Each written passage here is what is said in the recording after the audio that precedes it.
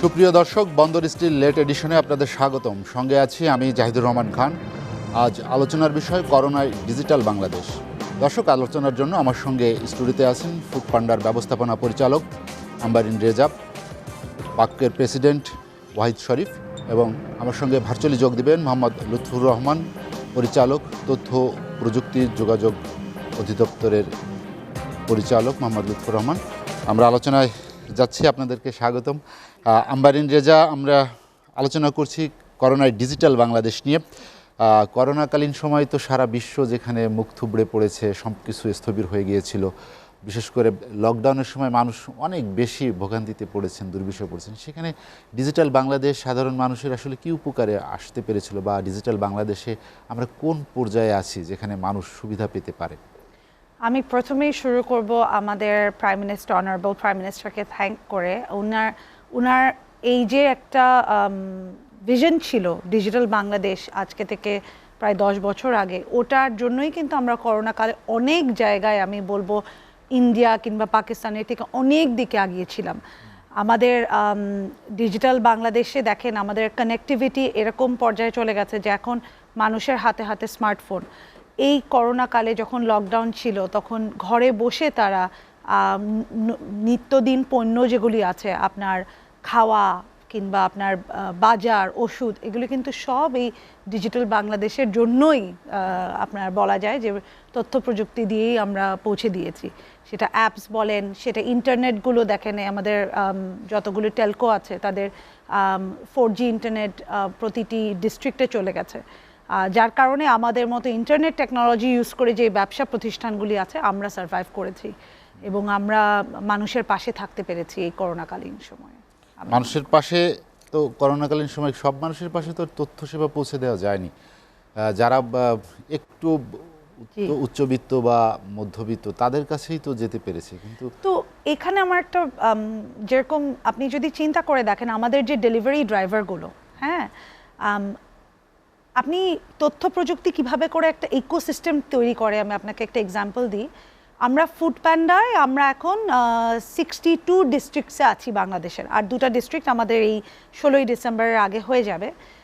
আমাদের এই তথ্য প্রযুক্তি দিয়ে দেখেন আমরা যখন গেছি প্রতিটা শহরে, প্রতিটা জেলায় যেখানে আমরা আছি সেখানে রেস্টুরেন্ট শুরু হচ্ছে। এই রেস্টুরেন্টগুলো আপনি আমি ঢাকা থেকে কিংবা অন্য কোনো উচ্চ মধ্যবিত্ত মানুষ কিন্তু করছে না, করছে ছোট ছোট মানুষ, এন্টারপ্রেনার যাদেরকে আমরা বলি, যারা একদম তাদের হয়তোবা সেভিংস দিয়ে কিংবা তাদের আশেপাশে থেকে টাকা জোগাড় করে তারা একটা ছোট্ট রেস্টুরেন্ট দিল, কিচেন থেকে দিল, এবং সেটাই কিন্তু তারা চালাচ্ছে, সেটাই সবাই খাচ্ছে।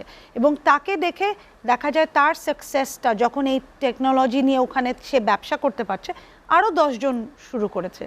এরকম কিন্তু আমরা অনেক অনেক অনেক কেসেস দেখছি। আপনি ছোট ছোট এক্সাম্পল, আমাদের সিরাজগঞ্জে আমরা গেলাম, আমরা এই করোনাকালীনে আমরা সাতক্ষীরা লঞ্চ করলাম।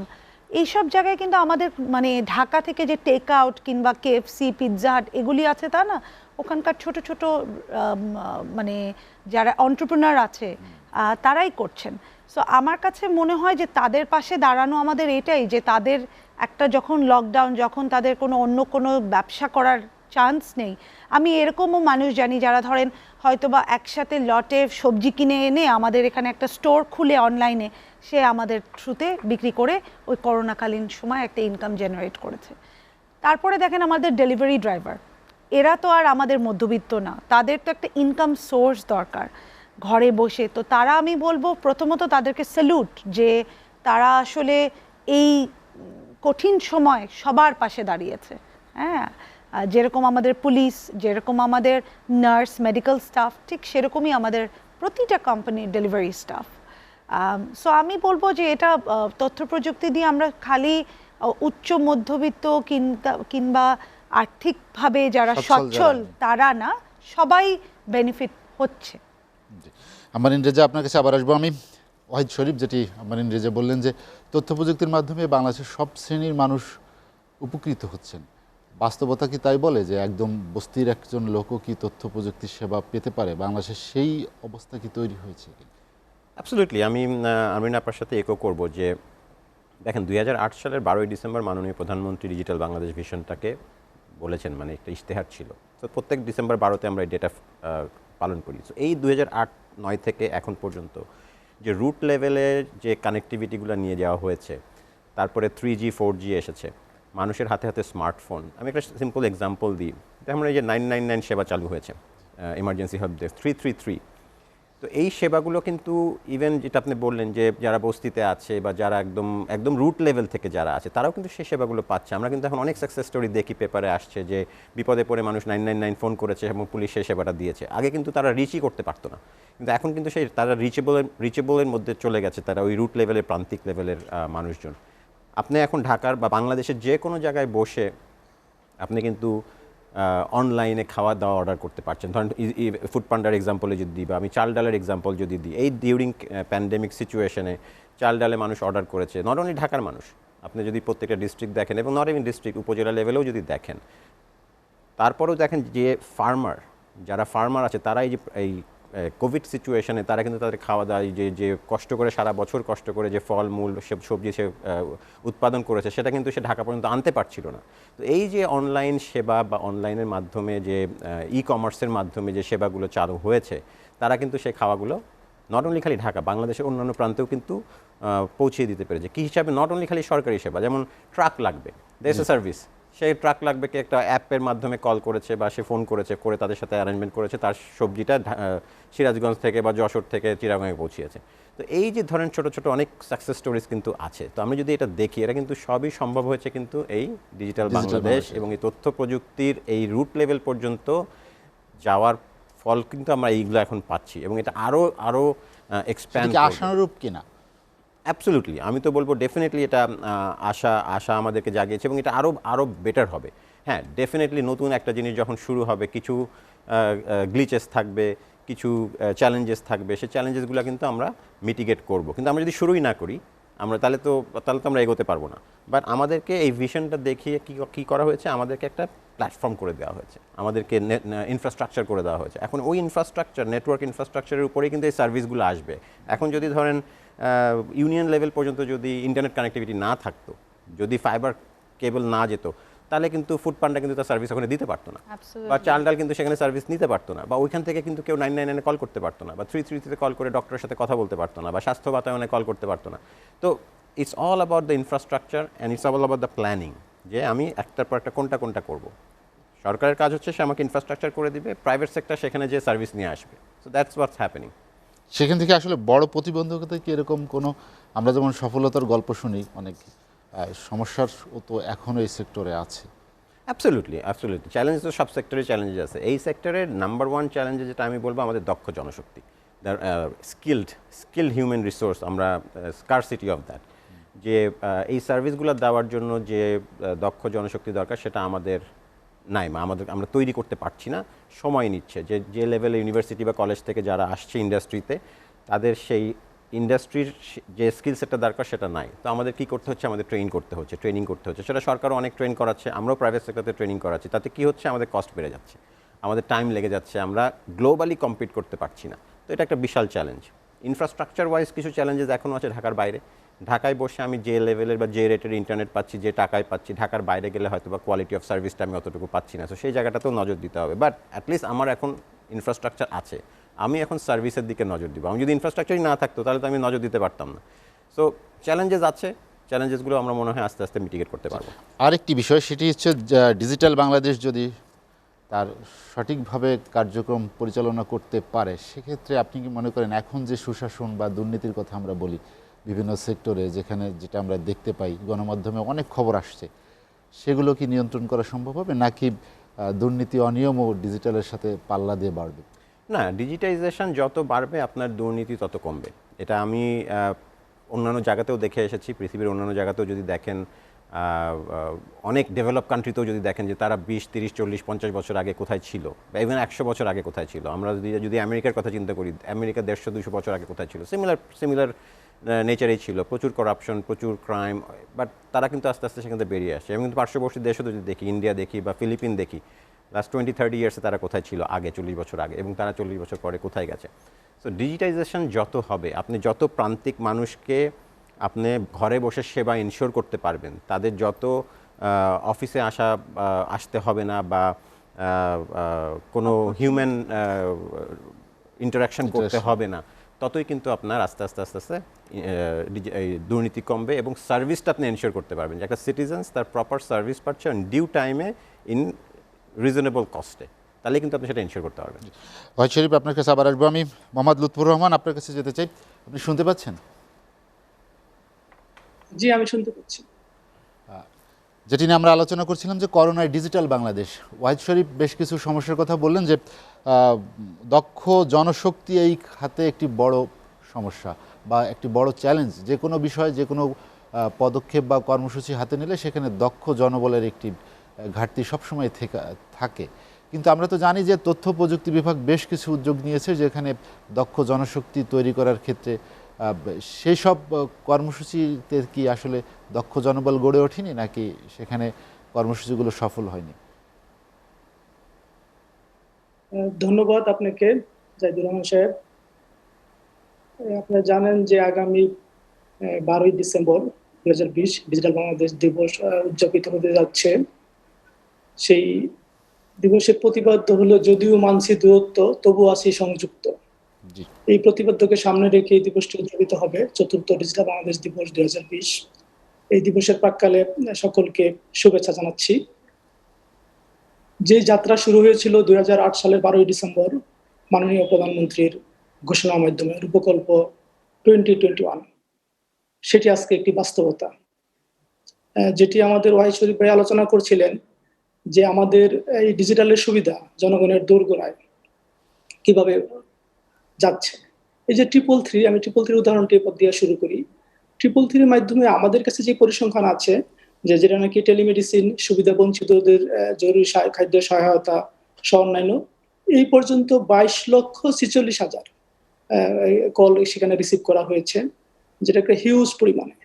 এবং যেটি আপনি বলছিলেন যে আমরা একদম রুট লেভেলে, বিশেষ করে যারা বস্তিতে থাকে বা সুবিধা বঞ্চিত তাদের কাছে কিভাবে পৌঁছতে পারি, যাদের কাছে স্মার্টফোন নেই, সেখানেও কিন্তু 333 একটি সুবিধা আছে। 333 যেখানে নাকি ফোনে নিত্যপণ্যকে অর্ডার করতে পেরেছে এবং সেখানে একটি পরিসংখ্যান দেই প্রায় 4,58,000 এই কল এখানে এসেছে এবং তাদের নিত্যপণ্য সরবরাহ করা হয়েছে।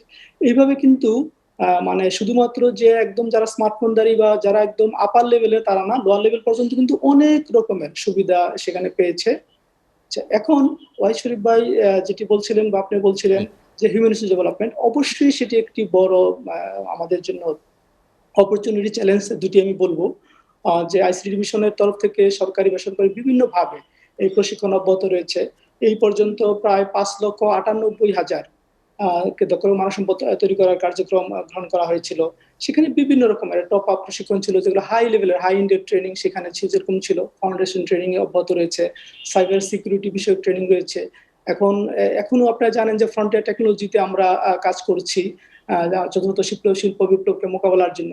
এবং সেখানেও কিন্তু 24টি কোর্স অব্যাহত রয়েছে, যেগুলা artificial intelligence, AR VR technology, big data, robotics, এই সমস্ত যে বিষয়গুলি আছে যেগুলোকে আমাদের কোঅপ করতে হবে, সেখানে কিন্তু অব্যাহত রয়েছে। এবং সেখানে আমাদের বিভিন্ন যারা আইসিটি স্টেক হোল্ডার আছে, বেসরকারি সংস্থা আছে, তারা কিন্তু যৌথভাবে আমরা কাজ করছি, যাতে করে আমরা আমাদের এই দক্ষ মানব সম্পদের মাধ্যমে কিন্তু আমাদের কাঙ্ক্ষিত আমরা উন্নত বিশ্ব, যেটা 2041 সালের মধ্যে আমরা পৌঁছতে চাই, সেটিতে আমরা যেতে পারি। এবং সেখানে কিন্তু যে ডিজিটাল বাংলাদেশের 4টি পিলার যেটা বলা হয়, 4টি পিলারের মধ্যে কিন্তু একটি একদম হিউম্যান রিসোর্স ডেভেলপমেন্ট, এটাকে কিন্তু একদম অফিসিয়ালি প্রাতিষ্ঠানিকভাবে কিন্তু সরকার গ্রহণ করেছে। যে আমরা এই পিলার ছাড়া বাকি যে 3টি পিলার আছে, ই গভর্নেন্স, আইটি ইন্ডাস্ট্রি প্রমোশন এবং কানেক্টিভিটি, এই 3টার সাথে কিন্তু হিউম্যান রিসোর্স জড়িত এবং সেটির ধারা কিন্তু অব্যাহত রয়েছে। আমরা আশা করছি যে আমরাও যুগের সাথে তাল মিলিয়ে আমরা যেতে পারবো এবং অবশ্যই আমরা যে আমাদের যে গোল আছে 2030 সালের মধ্যে আমাদের অ্যাচিভ করার, সেটি করতে পারবো এবং 2041 মধ্যে আমরা উন্নত রাষ্ট্রে পরিণত হতে পারবো। জি, লুৎফুর রহমান, আপনার আমাদের সঙ্গেই থাকবেন। আপনার কাছে আবার আসবো আমি। আম্বারিন রেজা, আবার আপনার কাছে আসতে চাই। একটি বিষয় উল্লেখ করতে চাই যে আজ বেগম রোকেয়া শাখাওয়াত হোসেনের মৃত্যু এবং জন্মদিন, যেটি রোকেয়া দিবস হিসেবে পালন করা হয়। মাননীয় প্রধানমন্ত্রী আজ অনেকেই রোকেয়া 5 জন নারীর হাতে রোকেয়া পদক তুলে দিয়েছেন। রোকেয়া বেগম রোকেয়া নারীর জাগরণের অগ্রপথিক বলি বা পথিকৃৎ বলি আমরা। ডিজিটাল বাংলাদেশের নারীদের আসলে সেই জায়গায় বা এই নারী জাগরণের ক্ষেত্রে ডিজিটাল বাংলাদেশ কতটা কাজ করেছে? I think just like any other thing, যেখানে নারীদেরকে সুযোগ, এই অ্যাটলিস্ট আমি বলবো যে এই সরকারের আন্ডারে আমাদের প্রাইম মিনিস্টারের নেতৃত্বে একটা জিনিস সব জায়গায় আমি বলবো যে নারীদেরকে সুযোগ করে দেওয়া হয়েছে আমাদের একটা কাজ করার। আপনি প্রতিটা সেক্টরে, ব্যাংকিং বলেন, যে কোনো সেক্টরে দেখবেন নারীদের জন্য আলাদা একটা সুবিধা আছে, ব্যবস্থা করা আছে। সো ডিজিটাল যদি বলি, আমি আমার এক্সাম্পল থেকে বলি, ফুড প্যান্ডা আমাদের অনেক অনেক অনেক আপনার রেস্টুরেন্ট পার্টনার যেটা আমরা বলি, অনেকে আছে এখন হোম শেফ, বাসায় তারা নারী হয়তো বা সে একজন একটা মা, তার একটা সময়তে সে কোনো একটা জিনিস খাওয়া খুব ভালো বানায়, সে এখন ওটাও আমাদের থ্রুতে সেল করতে পারছে। এবং এটা আমি বলবো যে ঢাকার থেকেও আমরা ফোকাস করছি ছোট ছোট সিটিতে বেশি, কারণ ছোট ছোট সিটিতে হয় কি অনেক রেস্টুরেন্ট নেই কিন্তু মানুষের ডিম্যান্ড আছে। সো ওই সব জায়গায় আপনার নারীদেরকে, আমরা নারী উদ্যোক্তাদেরকে বলছি যে আপনারা নিজের বাসা থেকে, নিজের কিচেন থেকে আপনারা খাওয়া বিক্রি করতে পারেন। সো আমি বলবো যে ডিজিটাল, আর আমাদের দেশে কিন্তু পুরুষরা সবসময় সব জায়গায় যেতে পারে, নারীদেরই একটা বলতে পারেন যে সব জায়গায় একটা বাধ্য ইয়ে থাকে যে প্রতিবন্ধকতা থাকে তাদের। হ্যাঁ, সো আই থিঙ্ক ডিজিটালাইজেশনের পর আপনি ফেসবুক, ই কমার্স যেটা আমরা কমার্স যেটা বলি, দিস হ্যাজ রিয়েলি গ্রোন। আপনি মেজরিটি টাইমস ফেসবুকে আপনি কিছু কিনতে যাবেন, তখন দেখবেন যে একজন মহিলা আপনাকে কন্ট্যাক্ট করছে এবং বলছে যে আমি এটা ঘরে, আমার বাচ্চা আছে, আমি জিনিসটা ইম্পোর্ট করি কিংবা হোলসেলে কিনে এনে আমি বিক্রি করছি, খুচরা বিক্রি করছি। তো এগুলি আসলে কেন হচ্ছে? কারণ ডিজিটাল এই বাংলাদেশের এই মানে কানেক্টিভিটিটা আছে। আর আরেকটা জিনিস আমি বলবো যে নারীদেরকে একটা সুযোগ দিতে হয়, তারপরে বাকিটা তারাই করেন। হ্যাঁ, এটা সো ওই সুযোগটা এখন আরো বেশি উইথ আম্বানি রেজা। আমরা একটা বিরতি নিব। দর্শক, বন্দর স্টিল লেট এডিশনে নিচ্ছে একটা বিরতি, ফিরবো শীঘ্রই, সঙ্গেই থাকুন।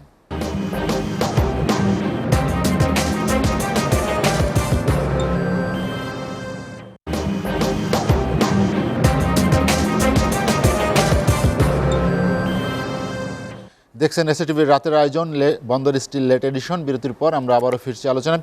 ওয়াহিদ শরীফ, আমরা যেটি নিয়ে আলোচনা করছিলাম, করোনায় ডিজিটাল বাংলাদেশ। করোনায় ডিজিটাল বাংলাদেশ বা তথ্য প্রযুক্তির যে বাংলাদেশ, একবিংশ শতাব্দীর যে বাংলাদেশ, যেটা আমরা বলি মাননীয় প্রধানমন্ত্রীর যে স্বপ্ন ডিজিটাল বাংলাদেশের ভিশন 2021, সেখানে কি আমরা পৌঁছাতে পেরেছি কিনা, বা নীতি নির্ধারণের ক্ষেত্রে কোনো জটিলতা ছিল কিনা যেটা আমরা আশা করেছিলাম? আমি তো মনে করি যে হ্যাঁ, ডেফিনেটলি মাননীয় প্রধানমন্ত্রী যে ভিশন দিয়েছিলেন, আমাদেরকে দেখিয়েছিলেন, এবং ওনার যে আমরা ডিজিটাল বাংলাদেশের যে আর্কিটেক্ট বলি, যে আইসিটি অ্যাডভাইজার সজীব ওয়াজেদ এবং আমাদের প্রতিমন্ত্রী মহোদয় জুনায়েদ আহমেদ পলক, ওনাদের যে প্ল্যান্ডভাবে ওনারা যেটা এগিয়েছেন, ডেফিনেটলি আমি তো বলবো যে ডিজিটাল বাংলাদেশ কিন্তু এখন মানুষ কিন্তু দেখতে পাচ্ছে। আমরা কিন্তু অনেক আগে শুনেছি লাস্ট 4-5 বছরে যে ডিজিটাল বাংলাদেশ নিয়ে অনেক হাসি তামাশা হয়েছে, অনেকে বলেছে যে ডিজিটাল বাংলাদেশ কি আমি দেখতে পাচ্ছি না। কিন্তু এখন যদি দেখেন যে সার্ভিস যেগুলো আমরা একটু আগে কথায় উঠে এসেছে, এই যে প্যান্ডেমিক সিচুয়েশনে যে মানুষ সার্ভিস পেয়েছে, এগুলো সবই কিন্তু part of the digital Bangladesh vision এবং ডিজিটাল বাংলাদেশের প্ল্যানিং। তো এটা কিন্তু আরও বেটার হবে, সামনে আমরা যত আগাবো তত বেটার হবে। আরও কি বেটার হতে পারতো না? অবশ্যই পারতো। কিছু চ্যালেঞ্জেস কি ছিল না বা আছে না? অবশ্যই আছে। চ্যালেঞ্জেসগুলো কী কী আমি বলি। কিছু আছে যে পলিসি লেভেলে কিছু চ্যালেঞ্জেস এখনও আছে। ধরেন আইসিটি ডিভিশন আমাদেরকে বা এই পুরো ইন্ডাস্ট্রির জন্য অনেক করছে, because they own the vision, they own this the plan আর এক্সিকিউশন। কিন্তু অন্যান্য অনেক পলিসি মেকাররা কিন্তু এটার সাথে জড়িত। ধরেন directly involve Bangladesh bank finance, যারা ধরেন ইন্টারন্যাশনাল সার্ভিস প্রোভাইড করছে বা ই কমার্স করছে বা ফ্রিল্যান্সিং করছে, তাদের কিন্তু যে দেশের থেকে টাকা আনা নেওয়ার একটা চ্যালেঞ্জেস এখনও রয়ে গেছে। সেখানে বাংলাদেশ ব্যাংক কাজ করছে। অনেক পলিসি এখনও ইজি হয়েছে, বা আরও পলিসি আছে যেগুলোকে সংস্কার করা দরকার। তারপরে দেখেন লেবার মিনিস্ট্রি। কারণ লেবার মিনিস্ট্রি এখনও কিন্তু আমাদের যদি লেবার ল দেখেন, it is more into RMG বা manufacturing centric, industrial centric, but service centric কিন্তু না। আমাদের লেবার ল কিন্তু নট সার্ভিস সেন্ট্রিক। সো আমরা কিন্তু প্রত্যেক মুহূর্তে চ্যালেঞ্জের মধ্যে পড়ি যখন আমরা কমপ্লায়েন্স একটা ইন্ডাস্ট্রি হইতে চাচ্ছি। সো সেইখানে কাজ করার জায়গা আছে।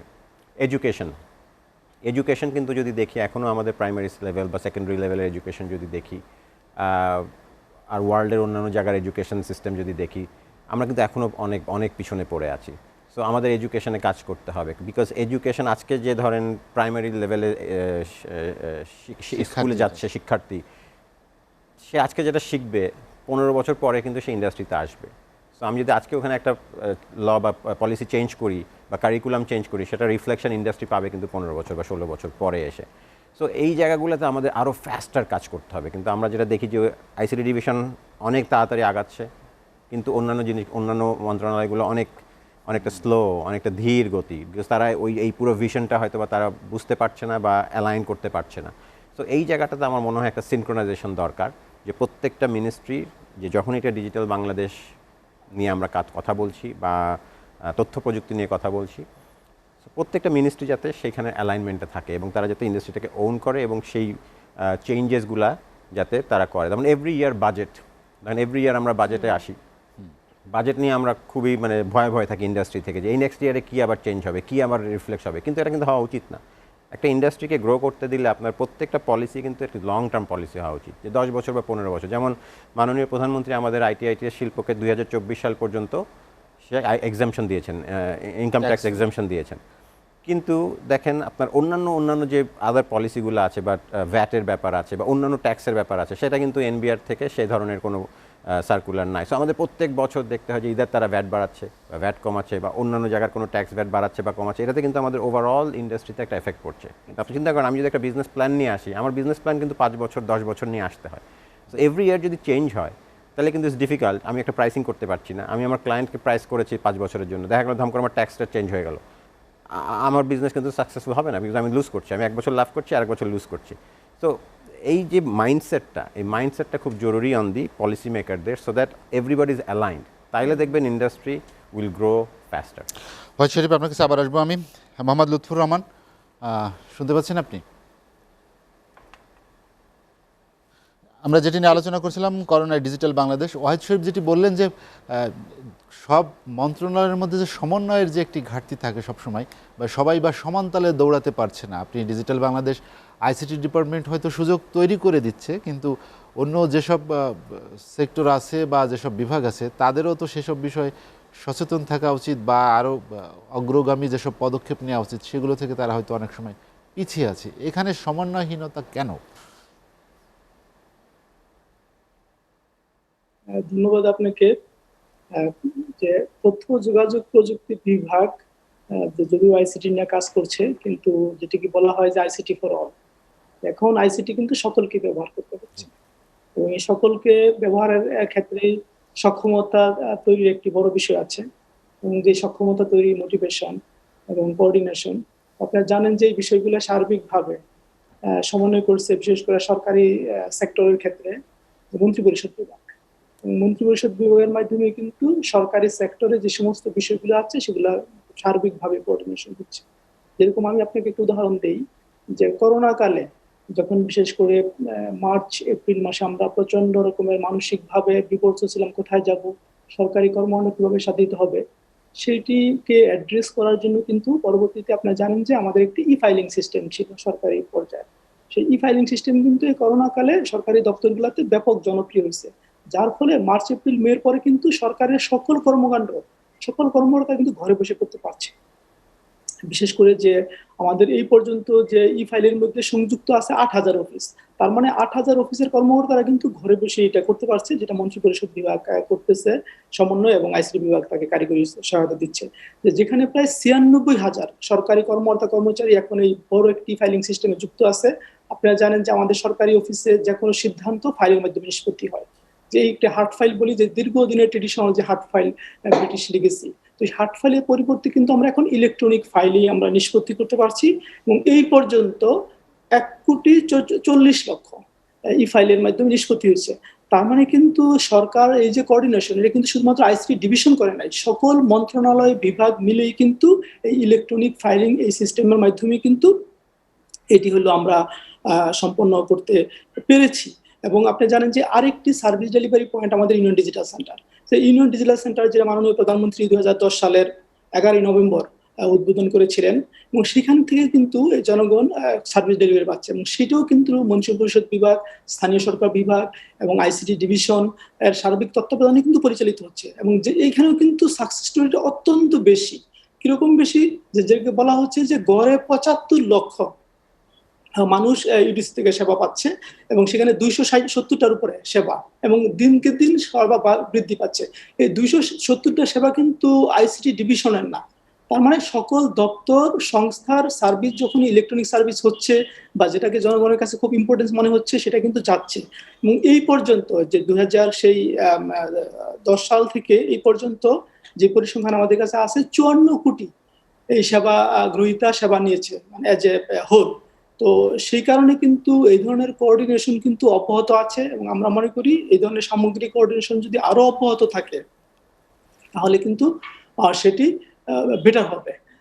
এটা কিন্তু ই গভর্নেন্সের আমাদের সেকেন্ড এজেন্ডা বলা হচ্ছে, যে আমরা যে আমাদের সেকেন্ড এজেন্ডা যে ই গভর্নেন্স বাস্তবায়নের ক্ষেত্রে। এবং সেই ক্ষেত্রে কিন্তু আপনারা দেখবেন যে আমাদের যে ন্যাশনাল ওয়েব পোর্টাল আছে, ন্যাশনাল ওয়েব পোর্টালে এখন ৬০০-র উপরে সেবা মানুষ একটা সিঙ্গেল অ্যাক্সেস পয়েন্টে পাচ্ছে। ৬০০-র উপরে সেবা ই সার্ভিস হয়ে গিয়েছে, এবং এই ৬০ শতাধিক সেবার যদিও কারিগরি সহায়তা অ্যাক্সেস টু ইনফরমেশন প্রোগ্রাম এবং আইসিটি ডিভিশন করে যাচ্ছে, কিন্তু এই ৬০ শতাধিক সেবা কিন্তু বিভিন্ন দপ্তর সংস্থার মিলে। তো এই কারণে আমরা মনে করি যে কোঅর্ডিনেশন ঘাটতি নাই। আমাদের মাননীয় প্রতিমন্ত্রী মহোদয় এবং আইসিটি অ্যাডভাইজার জনাব সজীব ওয়াজেদ মহোদয়ের সার্বিক নির্দেশনায় কিন্তু এগিয়ে যাচ্ছে। জি, লুৎফর রহমান, আমরা কথা বলছিলাম যে ডিজিটাল বাংলাদেশ নিয়ে। অনেকেই অভিযোগ করেন যে কাজের গরু খাতা কলমে আছে, গোয়ালে নেই, বা আইসিটি অধিদপ্তরের উপরে একটি বড় আছে যে আমরা অনেক কথা শুনি, অনেক প্রচারণা শুনি, কিন্তু বাস্তবে তার প্রতিফলন সেভাবে পাওয়া যায় না। বিশেষ করে গ্রামীণ অর্থনীতিকে চাঙ্গা করার জন্য আইসিটি ডিপার্টমেন্ট বা তথ্য প্রযুক্তির ক্ষেত্রে কি ধরনের পদক্ষেপ নেওয়া হয়েছে? ধন্যবাদ আপনাকে।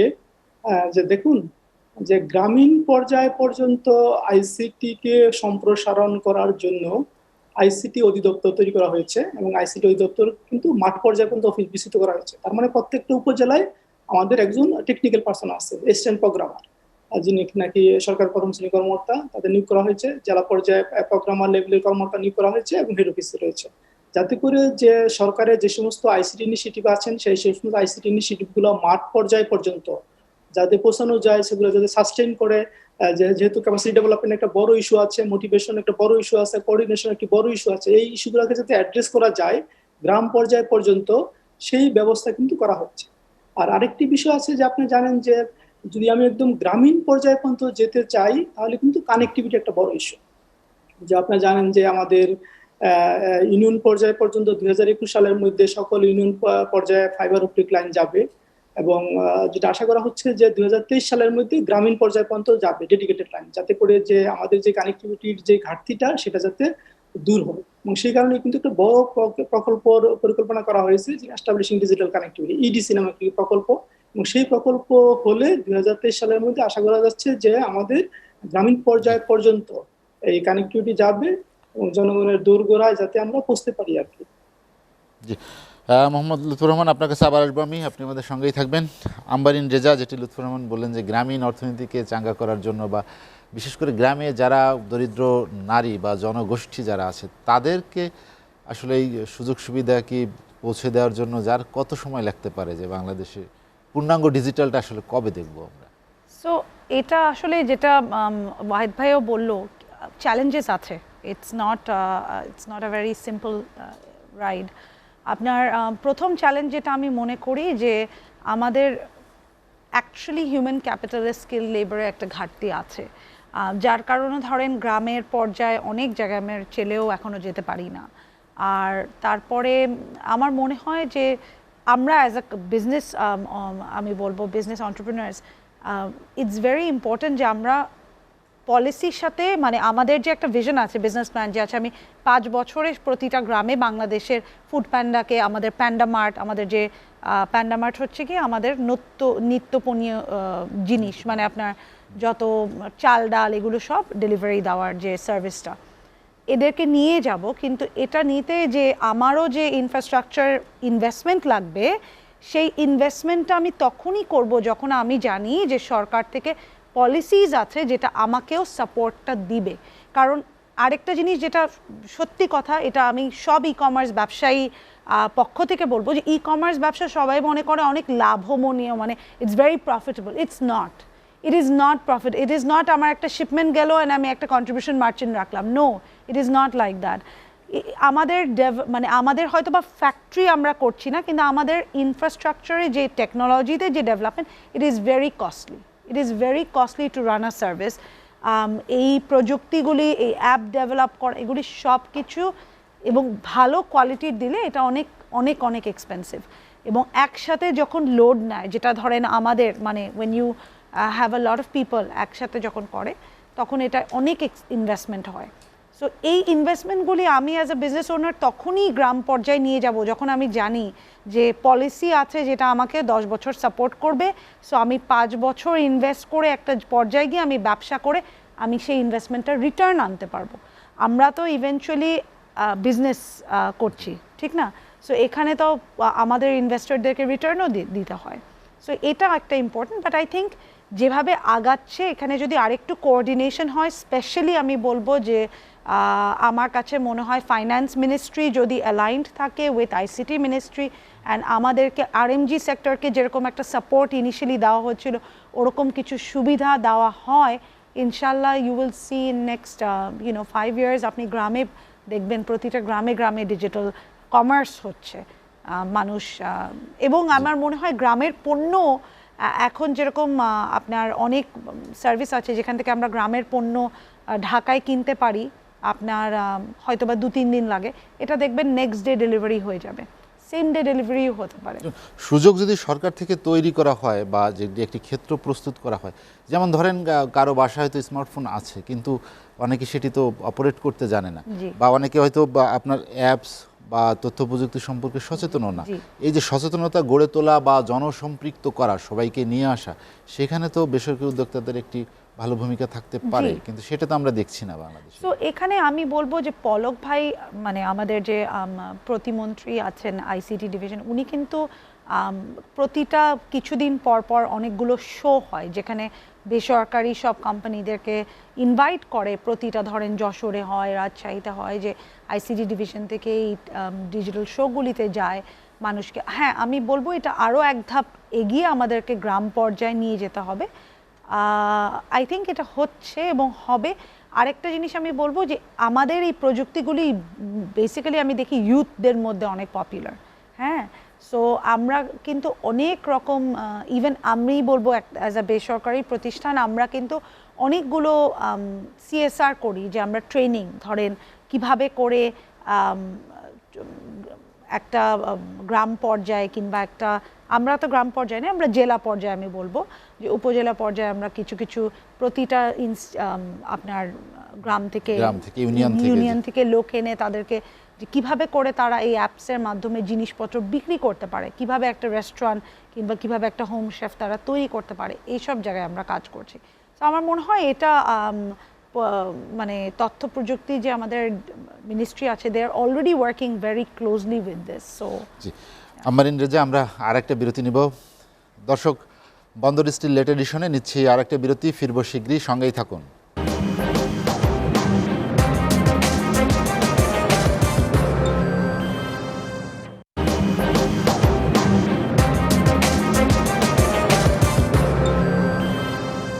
দেখছেন এসএটিভির রাতের আয়োজন বন্দর স্টিল লেট এডিশন। বিরতির পর আমরা আবার ফিরছি আলোচনায়। ওয়াহিদ শরীফ, যেটা নিয়ে আমরা আলোচনা করছিলাম করোনা ডিজিটাল বাংলা, যেটি আমারিন রেজা উল্লেখ করলেন যে এই সেক্টরে একটি বড় খাত হচ্ছে যুবক, যাদের বয়স 25-এর নিচে বা এই 30-এর মধ্যে, এ ধরনের উদ্যোক্তা, এন্টারপ্রেনার যেটাই আমরা বলি না কেন, কিন্তু তাদেরকে সাপোর্ট দেওয়ার মতো বা তাদেরকে আরও দক্ষ করে তোলার জন্য যেসব পদক্ষেপ দরকার সেগুলো কি পর্যাপ্ত আছে কিনা, বা যেটি বিশেষ করে আর্থিক সহযোগিতাতে অনেকেই হয়তো তাদের প্রতিভা প্রকাশ করতে পারছে না, সেখানে আসলে কি পদক্ষেপ আছে? Good question. আমরা তো উই আর ভেরি প্রাউড, আমরা যখন বলি যে আমরা ডেমোগ্রাফিক ডিভিডেন্ড এনজয় করছি বাংলাদেশে, that's one of our very strength আর strong point as a country অন্যান্য দেশের থেকে, যে এই যুবক সমাজটা আমাদের সাথে আছে।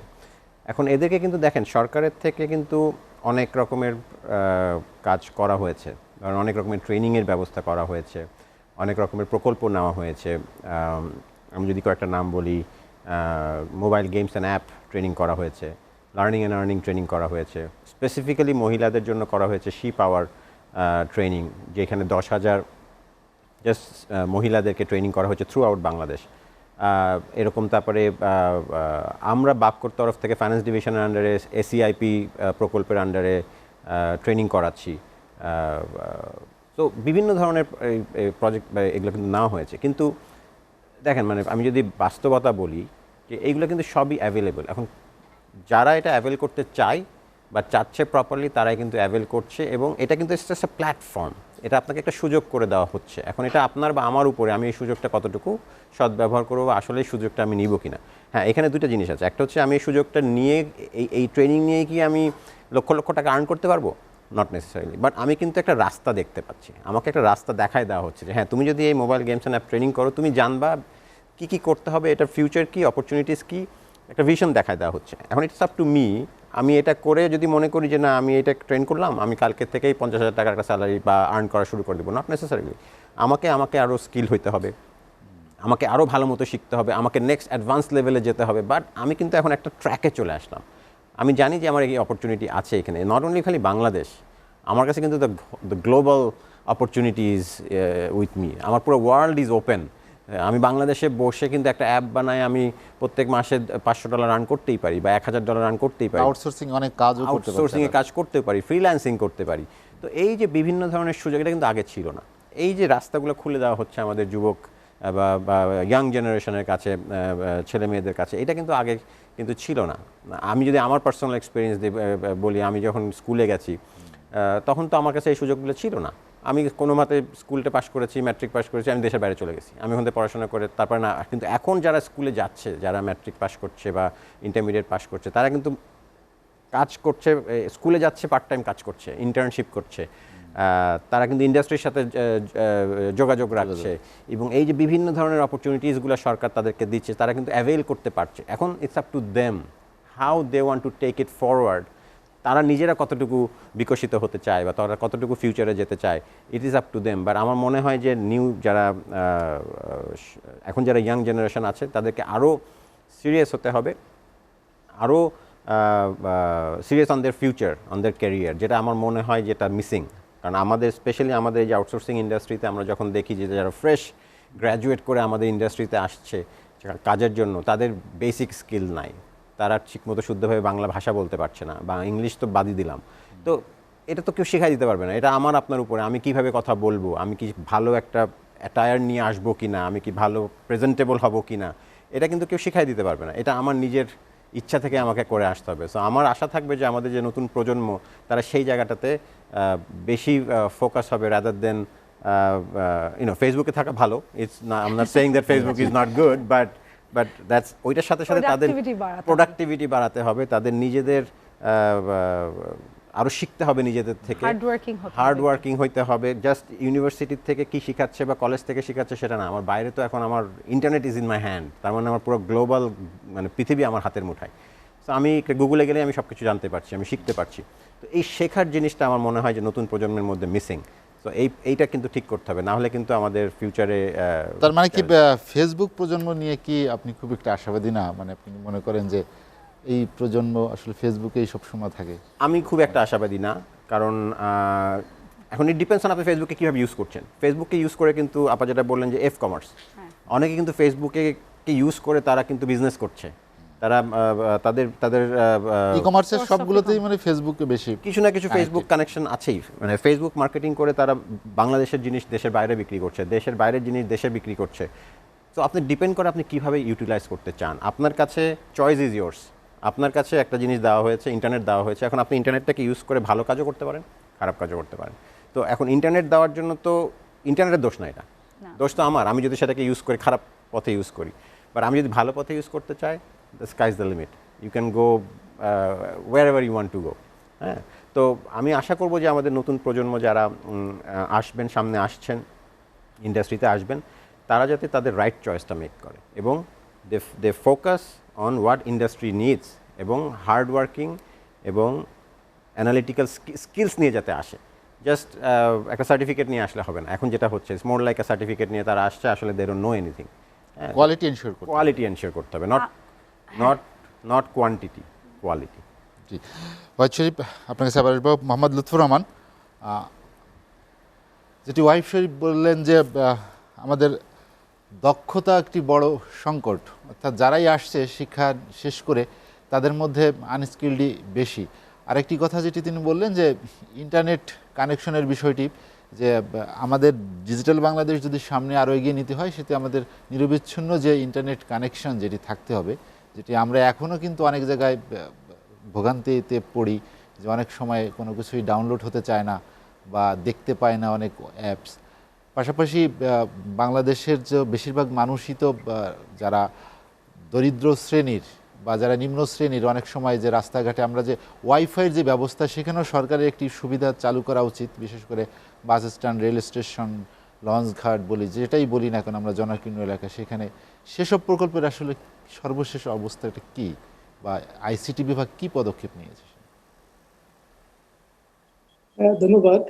আমি ওয়াহিদ শরীফ ভাইয়ের বক্তব্যের সাথে কিছুটা যোগ করে নেই। জি সেটি হলো যে আমরা দেখেন যে আমরা কিন্তু বিশাল অপরচুনিটির মধ্যে আছি, যে আমরা যে ডেমোগ্রাফিক ডিভিডেন্ডের মধ্যে যেটা আছি, যে 18 থেকে 35 বছর আমাদের বয়সের যে ইয়ং ছেলে মেয়ে প্রায় 65%। সুতরাং তাদেরকে যদি কাজে লাগাইতে পারি তাহলে কিন্তু বাংলাদেশের দৃশ্যপট পরিবর্তন হয়ে যাবে। যেটা কি বলা হচ্ছে যে 2023 সালের মধ্যে আমাদের IT and IT enabled services, ITS, এটার মাধ্যমে 5 বিলিয়ন ইউএসডি আমাদের আর্নিং এর যে লক্ষ্যমাত্রা, এবং সেই লক্ষ্যমাত্রা কিন্তু এই তরুণ জনশক্তির মাধ্যমেই সম্ভব। এবং এই তরুণ জনশক্তিকে যদি আমরা প্রপারলি কাজে লাগাইতে পারি তাহলে কিন্তু সেটি সম্ভব বলে আমিও একদম ব্যক্তিগতভাবে মনে করি। এবং সেই ক্ষেত্রে কিন্তু সরকারের যেরকম বিভিন্ন উদ্যোগ অব্যাহত রয়েছে, সেরকম কিন্তু বেসরকারি ভাবেও কিন্তু বিভিন্ন উদ্যোগী সংগঠন, আইসিটি সংগঠনের উদ্যোগ অব্যাহত রয়েছে। আমি সরকারের একটি উদ্যোগের কথা একটু বলি, সেটি হলো যে আপনি জানেন যে আইসিটি ডিভিশন থেকে যে নতুন এন্টারপ্রেনিউর, নতুনদের জন্য প্ল্যাটফর্ম তৈরি করার জন্য বিভিন্ন রকমের কার্যক্রম আছে। একটি কার্যক্রম আছে ইনোভেশন ফান্ড, যে যদি কোনো ব্যক্তি বা প্রতিষ্ঠান কোনো নতুন একটি ইনোভেটিভ আইডিয়া, উদ্যোগ নিয়ে আসে, তাহলে কিন্তু আইসিটি ডিভিশন থেকে 5 লক্ষ থেকে 25 লক্ষ পর্যন্ত টাকার পাওয়া যাচ্ছে, এবং প্রচুর ছেলে ফেলে, প্রচুর সংগঠন কিন্তু সেটির সুযোগ তারা নিচ্ছে। এবং আমাদের একটা স্টার্ট আপ কোম্পানি আছে, স্টার্ট আপের মাধ্যমে কিন্তু এই ধরনের যে আইটি বিজনেসেস কে এক্সপান্ড করার জন্য কিন্তু সহায়তা আমাদেরকে অব্যাহত আমাদের রয়েছে। জি তো এখন আমরা যে বলেছেন যে ডিজিটাল বাংলাদেশে আমরা 4টি পিলার বলে থাকি। একটি হলো হিউম্যান রিসোর্স ডেভেলপমেন্ট, যেটা অবশ্যই যেটা আলোচনা হয়েছে। দ্বিতীয়টা আমরা বলি গভর্নেন্স, যে সরকারি যে বিভিন্ন সেবা জনগণের দরকার পৌঁছানোর জন্য আমাদের গভর্নেন্সকে আরো এস্টাবলিশ করতে হবে, সেটি বলা হচ্ছে। তৃতীয় যেটি বলা হচ্ছে যে IT industry promotion, IT industry প্রমোশনের জন্য কিন্তু সরকার বিভিন্ন রকমের প্যাকেজ ঘোষণা করেছে, যেটাকে বলা হচ্ছে 2024 সাল বন্দর ট্যাক্স হলিডে সহ ইত্যাদি ইত্যাদি বিভিন্ন রকমের পদক্ষেপ আছে, যদিও কিছুটা চ্যালেঞ্জ আছে সেখানে। এবং চতুর্থ যেটা বলা হচ্ছে যে কানেক্টিভিটি এন্ড ইনফ্রাস্ট্রাকচার। এই কানেক্টিভিটি এবং ইনফ্রাস্ট্রাকচারের বিষয়টা কিন্তু একটু বড় ইস্যু। এবং যেটি আপনি বলছিলেন যে কানেক্টিভিটি, নিঃসন্দেহে যে আমাদের একসময় আমরা টেলকো দিয়ে শুরু করেছিলাম গ্রামীণ পর্যন্ত, এখন কিন্তু ডেডিকেটেড ফাইবার অপটিক লাইনের কথা যেটা বলা হচ্ছে। এবং আপনারা জানেন যে বাংলাদেশ কিন্তু এখন ইন্টারন্যাশনালি খুব ভালোভাবে কানেক্টেড। কিভাবে কানেক্টেড? পৃথিবীর সর্ববৃহৎ 2টি সাবমেরিন লাইনের সাথে কিন্তু আমরা যুক্ত, যেটা কি বলা হচ্ছে CME-WE4। সিমি মানে হলো south east Asia, middle east and western Europe. এই যে CME-WE4 এবং CME-WE5, এই যে দুটি বড় কানেক্টিভিটি, তার মানে ইন্টারন্যাশনালি কিন্তু আমরা যে একদম সাবমেরিনে কানেক্টিভিটি আছি, আমরা কিছু ল্যান্ডে কানেক্টিভিটির মধ্যে আছি। অর্থাৎ আমাদের কিন্তু ইন্টারন্যাশনালি কিন্তু গেটওয়ে গুলো আমাদের অত্যন্ত চমৎকার। এখন আমাদের লোকাল ইনফ্রাস্ট্রাকচার ডেভেলপমেন্টের বিষয়টা আমি ইতিপূর্বে উল্লেখ করেছি, যে 2021 সালের মধ্যে আশা করা যাচ্ছে যে আমাদের সকল ইউনিয়ন পর্যন্ত আমাদের ডেডিকেটেড ফাইবার অপটিক লাইন যাবে। যদি ডেডিকেটেড ফাইবার অপটিক লাইন যায় তাহলে কিন্তু আমাদের এই কানেক্টিভিটির যে প্রবলেমগুলো যেটা আপনি বলছিলেন, যে আমাদের যখন আমরা বড় রকমের কাজ করতে যাব, আমরা বড় রকমের ডকুমেন্ট নিয়ে কাজ করতে যাব, তাহলে কিন্তু সেটি সম্ভব হবে। কিন্তু আমাদের যারা টেলকো আছে, টেলকো অপারেটরদের মাধ্যমে কিন্তু গ্রামীণ পর্যায়ে কিন্তু আপনি জানেন যে সবাই ফেসবুক ইউজ করতেছে, স্কাইপ ইউজ করতেছে, বা আদার যে সমস্ত মাধ্যম ইউজ করতেছে, কিন্তু যদি আমরা ডেডিকেটেড চাই সেক্ষেত্রে কিন্তু আমাদের গ্রাম পর্যায় পর্যন্ত সেই ধরনের যেতে হবে। এবং আশা করা যাচ্ছে যে 2021 সালের মধ্যে ইউনিয়ন পর্যায় পর্যন্ত যাবে, এবং 2023 সাল পর্যন্ত যে প্রজেক্টটি আমি ইতিপূর্বে উল্লেখ করেছি, এস্টাবলিশিং ডিজিটাল কানেক্টিভিটি, সেই কানেক্টিভিটির মধ্যে প্রায় কিন্তু 1 লক্ষাধিক কানেকশনের কথা বলা হয়েছে, যে গ্রামীণ স্কুল, কলেজ, বিশ্ববিদ্যালয় যেগুলি আছে, হাট বাজার, গ্রোথ সেন্টার, সেখানে যাবে। এবং সেখানে যদি সেই ডেডিকেটেড কানেক্টিভিটি যায়, তখন কিন্তু গ্রামের জনগণ সেটির প্রকৃত সুফল পাবে বলে আমি মনে করি। মোহাম্মদ লুৎফর রহমান, আপনাকে অসংখ্য ধন্যবাদ আমার সঙ্গে আলোচনায় যোগ দেওয়ার জন্য। আম্বারিন রেজা, যেটি আমরা আলোচনা করছিলাম করোনায় ডিজিটাল বাংলাদেশ, আমরা আসলে শেষের দিকে চলে আমি এসেছি। একটু আমরা ইউথ শেষবারের মতো নিয়ে যে একটা স্টোরি জি, বলতে চাই আপনাকে, ইনফ্যাক্ট সবাইকে, যেহেতু আপনারা বলছেন যে ডিজিটাল বাংলাদেশে আসলে ইউথের ভূমিকা। আমাদের আজকে থেকে 4 বছর আগে বরিশালের দুটো গ্রামের ছেলে ঢাকায় এসে আমাদের ডেলিভারি ড্রাইভার হিসেবে যুক্ত হন। তারা আসলে এখানে খেলতে আসে, ক্রিকেট খেলে তারা। সো ক্রিকেট খেলার সাথে সাথে পাশাপাশি ইনকামের জন্য তারা রাইডিং করা শুরু করে। এই ডেলিভারি দিয়ে তারা 2 ভাই শুরু করেন, তারপরে তারা তাদের আরও 2 ভাইকে নিয়ে আসেন। 4 ভাই মিলে তারা ডেলিভারি করেন পার্ট টাইম করে, তারা গ্রামে জমি কিনেন। তারপরে গত বছর তারা 2019-এ তারা আরও কিছু রেস্টুরেন্টের শেফ মিলে তারা 2টা জায়গা নিয়েছে, ভাটারা, বাসাবো, এসব জায়গায় নিয়ে তারা ক্লাউড কিচেন করেছে। আমরা ক্লাউড কিচেন শুনি বাইরের একটা কনসেপ্ট, মানে বিশাল একটা, আমরা জানি যে আপনার উবারের যে আগের সিও ছিলেন ট্রাভেলস, উনি করছেন। মানে আপনি চিন্তা করে দেখেন যে উনাদের এখন আমাদের এই ছোট ছোট মানে গ্রামের মানুষ যারা ঢাকায় এসে, ওদের কাছে কিন্তু টেকনোলজি দিয়ে ওরা জানে যে কোনো জায়গা থেকে আমি রান্না করে বিক্রি করতে পারবো।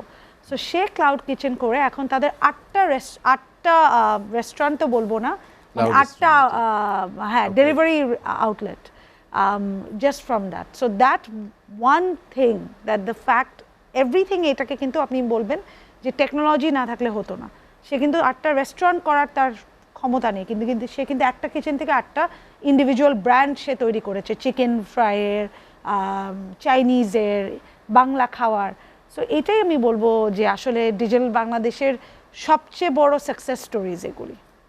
এই থিঙ্কিং বা এই চিন্তা যার মাথা দিয়ে আসলো বা বাংলাদেশকে যিনি এগিয়ে নিতে চেয়েছেন, তার পরিকল্পনার যে সর্বশেষ ধাপ, সেখানে যদি বাংলাদেশ পৌঁছাতে পারে, তাহলে হয়তো বঙ্গবন্ধুর স্বপ্নের সোনার বাংলা বলতে আমরা যেটা বলি, বা বিশেষ করে সজীব অজের জয়ের যে স্বপ্ন, সেখানে হয়তো বাংলাদেশ পৌঁছাতে পারবে। আমরা সেই প্রত্যাশায় থাকবো। আমাদের আসলে আলোচনা শেষ করতে হবে। আম্বারিন রেজা, আপনাকে অসংখ্য ধন্যবাদ। ওয়াহিদ শরীফ, আপনার কাছে যেতে চাই। আমরা একদম শেষ দিকে এসেছি যে আমাদের সাধারণ মানুষ হিসেবে আমার প্রত্যাশাটা শেষ পর্যন্ত ডিজিটাল বাংলাদেশ নিয়ে যে প্রত্যাশা, সেখানে আমরা পৌঁছাতে পারবো কি না, বা আমাদের সেই সক্ষমতা আসলে কবে দৃশ্যমান হবে, যে যখন আমরা বিশ্বের সাথে নিজেদেরকে তুলনা করতে পারবো? দেখেন, আমার তো মনে হয় যে অলরেডি এটা ভিজিবল, কারণ এই করোনার সময় কিন্তু অনেক কিছু ভিজিবল হয়ে আসে। হয়তো করোনার আগে আমরা হয়তো অনেক কিছু দেখি নাই, যেমন যখন মার্চের এই প্যান্ডেমিক সিচুয়েশন শুরু হয়ে গেল, লকডাউন শুরু হলো, তখন দেখেন স্কুল কলেজ বন্ধ হয়ে গেল, কিন্তু শিক্ষা কার্যক্রম কিন্তু বন্ধ হয় নাই। সেটা অনলাইনে, কিন্তু অনলাইন স্কুল শুরু হয়েছে, ছেলেমেয়েরা স্কুল অ্যাটেন্ড করেছে, শিক্ষকরা শিখিয়েছে। হেলথ হসপিটাল অনেক বন্ধ হয়ে গিয়েছিল, কিন্তু মানুষ কিন্তু বাসায় বসে টেলিহেলথের মাধ্যমে, টেলিমেডিসিনের মাধ্যমে কিন্তু তারা সেবা পেয়েছে, সেবা নিয়েছে। রিসেন্টলি আমরা দেখেছি যে কোর্টের কার্যক্রম, ভার্চুয়াল কোর্ট চালু হয়েছে, আইনও সংশোধন হয়েছে। তো এই যে ধরেন এক্সাম্পলগুলো আমরা দেখছি, ইভেন ট্রেনিংও কিন্তু এখন অনলাইন। আগে যেমন ফিজিক্যালি ট্রেনিং দিতে যেতে হতো পুরো বাংলাদেশ করে, সেখানে কিন্তু এখন অনলাইনে আপনার ট্রেনিংও চলছে। কাজ কিন্তু বন্ধ নাই। কেন? বিকজ এই যে ডিজিটাল বাংলাদেশ বা ডিজিটাল যে তথ্য প্রযুক্তির যে বিকাশ, এবং এইটার কারণে কিন্তু আমরা এত কিছু চলে আসছে। এবং এই কারণেই কিন্তু আজকেই আমি ডেটাটা পেলাম যে অনলি ওয়ার্ল্ডের 2টা কান্ট্রি এই পুরো প্যান্ডেমিক সিচুয়েশনে কিন্তু জিডিপি গ্রোথ 5-এর উপরে, বাংলাদেশ একদম ওয়ান অফ দেম, যে 5.2 জিডিপি গ্রোথ কিন্তু তারা ধরে রাখতে পেরেছে টিল জুন পর্যন্ত। বিকজ অফ দিস আমরা কিন্তু ব্যবসা বন্ধ করে দিই নাই। হ্যাঁ, আমরা থেমে গিয়েছিলাম for certain week or certain months, but quickly কিন্তু উই টার্ন অ্যারাউন্ড, অ্যান্ড আমরা কিন্তু ইকোনমিটাকে আমরা সচল রাখতে পেরেছি। তো এইগুলো কিন্তু সবই সম্ভব হয়েছে ডিজিটাল বাংলাদেশ ভিশন, এবং এই যে স্টেপগুলো নেওয়া হয়েছে, কানেক্টিভিটি, সার্ভিসেস, হিউম্যান রিসোর্সের স্কিল সেটের যে কাজ চলমান আছে, এবং আপনার প্রসার।